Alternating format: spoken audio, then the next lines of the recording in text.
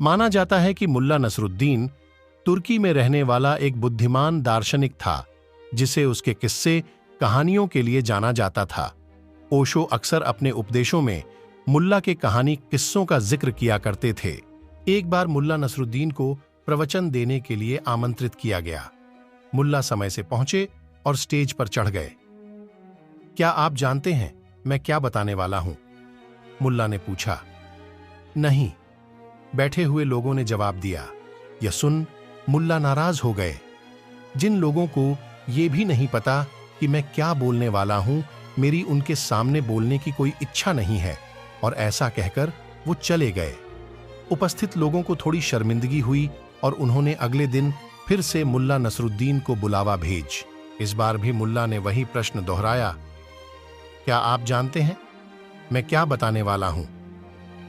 हां, कोरस में उत्तर आया। बहुत अच्छे। जब आप पहले से ही जानते हैं तो भला दोबारा बता कर मैं आपका समय क्यों बर्बाद करूं? और ऐसा खेते हुए मुल्ला वहां से निकल गए। अब लोग थोड़ा क्रोधित हो उठे और उन्होंने एक बार फिर मुल्ला को आमंत्रित किया। इस बार भी मुल्ला ने वही प्रश्न किया। क्या आप जानते हैं मैं क्या बताने वाला हूं? इस बार सभी ने पहले से योजना बना रखी थी, इसलिए आधे लोगों ने हां और आधे लोगों ने ना में उत्तर दिया। ठीक है, जो आधे लोग जानते हैं कि मैं क्या बताने वाला हूं, वो बाकी के आधे लोगों को बता दें। फिर कभी किसी ने मुल्ला को नहीं बुलाया। एक बार खबर फैली कि मुल्ला नसरुद्दीन कम्युनिस्ट बन गए हैं। जो भी सुनता उसे आश्चर्य होता, क्योंकि सभी जानते थे कि मुल्ला अपनी चीजों को लेकर कितने पॉजिटिव हैं। जब उनके परम मित्र ने ये खबर सुनी तो वो तुरंत मुल्ला के पास पहुंचा। मित्र: मुल्ला, क्या तुम जानते हो कम्युनिज्म का मतलब क्या है? मुल्ला: हाँ, मुझे पता है। मित्र: क्या तुम्हें पता है अगर तुम्हारे पास 2 कार है और किसी के पास एक भी नहीं तो तुम्हें अपनी एक कार देनी पड़ेगी? मुल्ला: हाँ, और मैं अपनी इच्छा से देने के लिए तैयार हूँ। मित्र: अगर तुम्हारे पास 2 बंगले हैं और किसी के पास एक भी नहीं तो तुम्हें अपना एक बंगला देना होगा?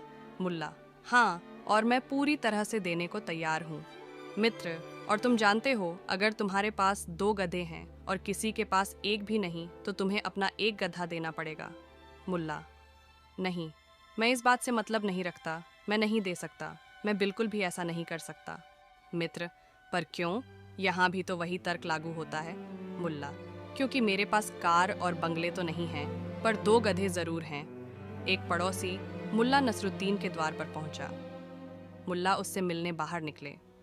मुल्ला, क्या तुम आज के लिए अपना गधा मुझे दे सकते हो? मुझे कुछ सामान दूसरे शहर पहुंचाना है।